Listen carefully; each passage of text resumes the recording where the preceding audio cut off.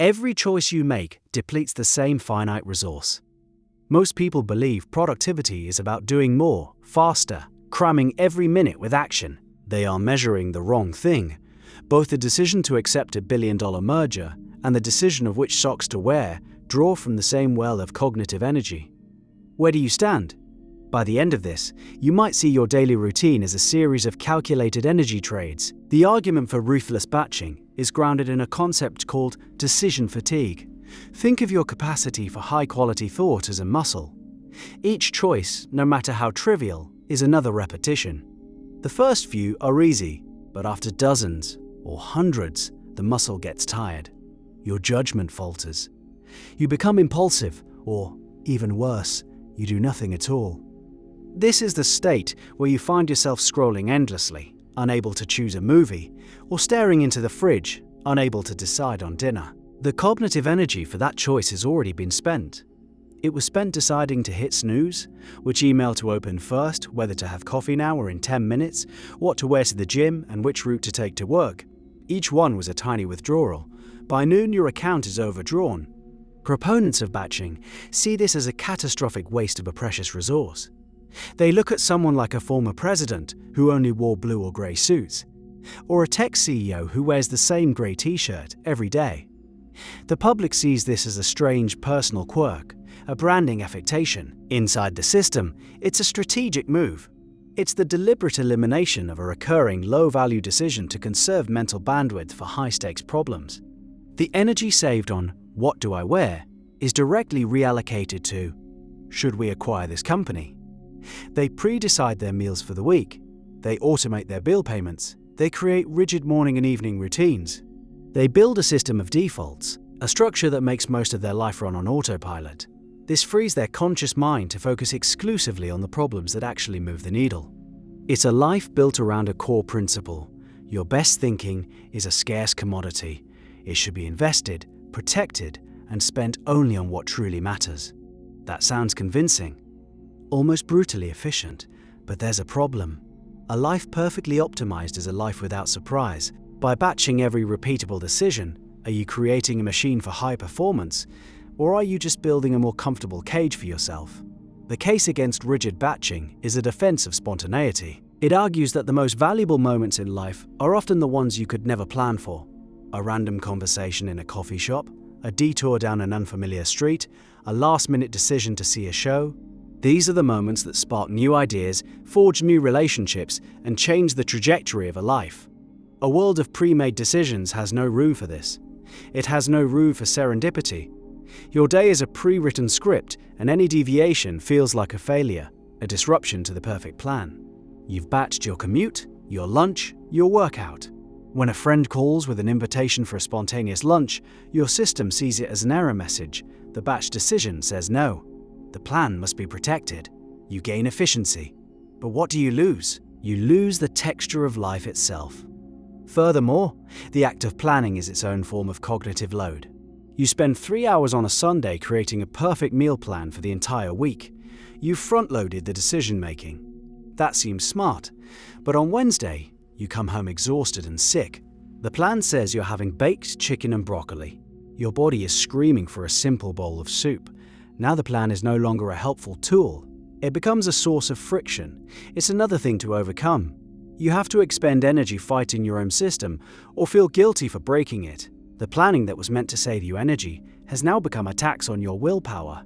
Sometimes, the most efficient decision is the one you make in the moment based on the real-time data of how you actually feel. And yet, the other side has its own blind spot.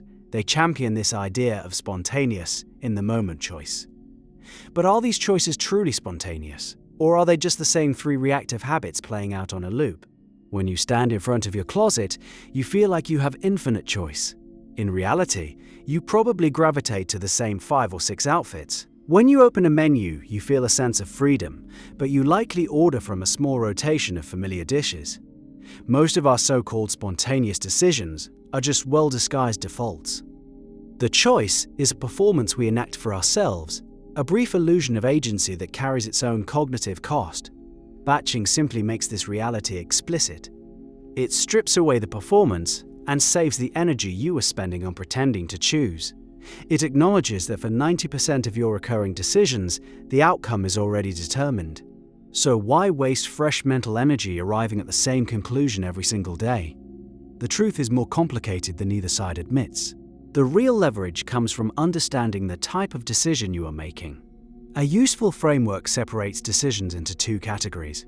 Type 2 decisions are like two-way doors. They are frequent, low stakes, and easily reversible. If you make a bad choice, you can go right back through the door and make a different one. What to eat for lunch, which brand of toothpaste to buy, what show to watch tonight. These are all two-way doors. The cost of a suboptimal choice is trivial. These are the prime candidates for ruthless batching and automation. Make the decision once, set it as a default, and never think about it again. Type 1 decisions are one-way doors. They are infrequent, high stakes, and irreversible or very costly to reverse. Choosing a career, buying a house, getting married, hiring a key employee. Once you walk through this door, there is no easy way back. These decisions demand your full cognitive horsepower. They require slow, deliberate, and nuanced thinking. They are the absolute worst candidates for batching. The entire purpose of batching all the Type 2 decisions is to build a massive surplus of mental energy so that when you face a one-way door, you can give it the undivided, high-quality attention it deserves. You're clearing the brush so you can see the mountain. Imagine a software developer leading a critical project. Her system for batching is extreme. She eats the same breakfast and lunch every single day. Her clothes are organized by identical outfits. Her finances are fully automated. She has pre-scheduled blocks for email, meetings, and deep work. Her life looks rigid from the outside, but this rigidity creates a protected space. Inside her deep work block, she is totally free. She isn't thinking about lunch, or bills, or a dry cleaning appointment. 100% of her cognitive bandwidth is focused on solving the complex architectural problem in front of her. The batching of her life created the container. The spontaneity of her creativity fills it. The system removes friction around the act of working, so all her energy can be poured into the substance of the work itself. That framework sounds powerful. Sort your life into one-way and two-way doors. Automate the two-way doors. Save your energy for the one-way doors. But this model has its own dangerous blind spot. How can you be certain a two-way door won't lead directly to a one-way door? Consider the decision to batch process your emails. You decide you will only check and respond to email twice a day, once at noon and once at 4:30 p.m. It's a classic productivity tactic, a textbook Type 2 decision system. For weeks, it works perfectly. You reclaim hours of focused time. Your energy levels are higher, but one morning, a critical time-sensitive opportunity lands in your inbox at 9 o'clock. It requires a response within the hour. Your system, designed for efficiency, ensures you won't see it until it's too late. A seemingly small, reversible decision about workflow cascaded into a massive, irreversible outcome. Your defense against distraction became a wall against opportunity. The risk of aggressive batching is that you become unresponsive. You filter out the noise, but sometimes the signal is hidden inside the noise. There's also a deeper psychological cost to extreme control. The person who needs to plan and batch everything is often driven by a deep-seated anxiety about the future. The systems they build are a defense mechanism against the inherent chaos of life. This can make a person incredibly brittle.